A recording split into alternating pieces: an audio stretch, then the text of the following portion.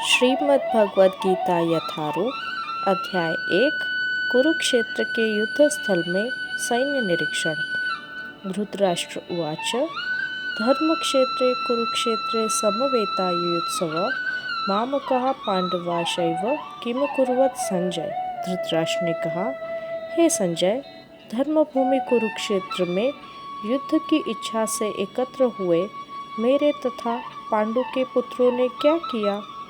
तात्पर्य: भगवद गीता एक बहुपठित आस्तिक विज्ञान है जो गीता महात्म्य में सार रूप में दिया हुआ है। इसमें यह उल्लेख है कि मनुष्य को चाहिए कि वह श्री कृष्ण के भक्त की सहायता से संवीक्षित करते हुए भगवद गीता का अध्ययन करे और स्वार्थ प्रेरित व्याख्याओं के बिना उसे समझने का प्रयास करे। अर्जुन ने जिस प्रकार से साक्षात भगवान श्री कृष्ण से गीता सुनी और उसका उपदेश ग्रहण किया, इस प्रकार की स्पष्ट अनुभूति का उदाहरण भगवद गीता में ही है। यदि उसी गुरु परंपरा से निजी स्वार्थ से प्रेरित हुए बिना किसी को भगवद गीता समझने का सौभाग्य प्राप्त हो, तो वह समस्त वैदिक ज्ञान तथा विश्व के समस्त शास्त्रों के अध्ययन को पीछे छोड़ देता है।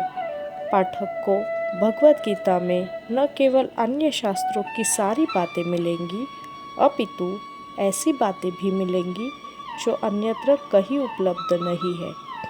यही गीता का विशिष्ट मानदंड है। स्वयं भगवान श्री कृष्ण द्वारा साक्षात उच्चारित होने के कारण यह पूर्ण आस्तिक विज्ञान है। महाभारत में वर्णित धृतराष्ट्र तथा संजय की वार्ताएं इस महान दर्शन के मूल सिद्धांत का कार्य करती है। माना जाता है कि इस दर्शन की प्रस्तुति कुरुक्षेत्र के युद्ध स्थल में हुई, जो वैदिक युग से पवित्र तीर्थ स्थल रहा है। इसका प्रवचन भगवान द्वारा मानव जाति के पथ प्रदर्शन हेतु तब किया गया जब वे इस लोक में स्वयं उपस्थित थे।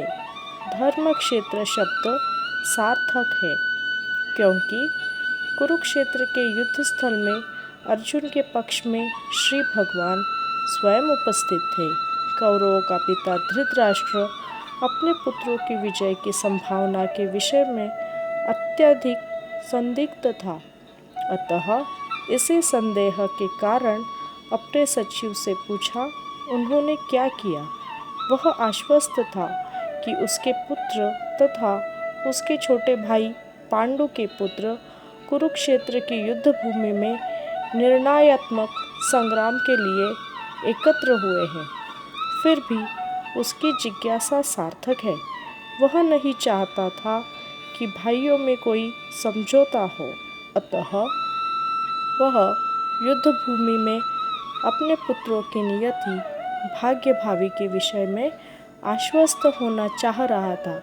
क्योंकि इस युद्ध को कुरुक्षेत्र में लड़ा जाना था, जिसका उल्लेख वेदों में स्वर्ग के निवासियों के लिए भी तीर्थस्थल के रूप में हुआ है। अतः धृतराष्ट्र अत्यंत भयभीत था कि इस पवित्र स्थल का युद्ध के परिणाम पर न जाने कैसा प्रभाव पड़े। उसे भली भांति ज्ञात था कि इसका प्रभाव अर्जुन तथा पांडु के अन्य पुत्रों पर अत्यंत अनुकूल पड़ेगा, क्योंकि स्वभाव से वे सभी पुण्यात्मा थे। संजय श्री व्यास का शिष्य था, अतः उनकी कृपा से संजय धृतराष्ट्र के कक्ष में बैठे बैठे कुरुक्षेत्र के युद्ध स्थल का दर्शन कर सकता था। इसीलिए धृतराष्ट्र ने उससे युद्ध स्थल की स्थिति के विषय में पूछा। पांडव तथा धृतराष्ट्र के पुत्र दोनों ही एक वंश से संबंधित हैं, किंतु यहाँ पर धृतराष्ट्र के वाक्य से उसके मनोभाव प्रकट होते हैं। उसने जानबूझकर अपने पुत्रों को कुरु कहा और पांडु के पुत्र को वंश से उत्तराधिकार से विलग कर दिया। इस तरह पांडु के पुत्रों अर्थात अपने भतीजों के साथ धृतराष्ट्र की विशिष्ट मनस्थिति समझी जा सकती है। जिस प्रकार धान के खेत से अवांछित पौधों को उखाड़ दिया जाता है, उसी प्रकार इस कथा के आरंभ से ही ऐसी आशा की जाती है कि जहाँ धर्म के पिता श्री कृष्ण उपस्थित हो, वहाँ कुरुक्षेत्र रूपी खेत में दुर्योधन आदि धृतराष्ट्र के पुत्र रूपी अवांछित पौधों को समूल नष्ट करके युधिष्ठिर आदि नितांत धार्मिक पुरुषों की स्थापना की जाएगी। यहाँ धर्म क्षेत्रे तथा कुरुक्षेत्रे शब्दों की उनकी ऐतिहासिक तथा वैदिक महत्ता के अतिरिक्त यही सार्थकता है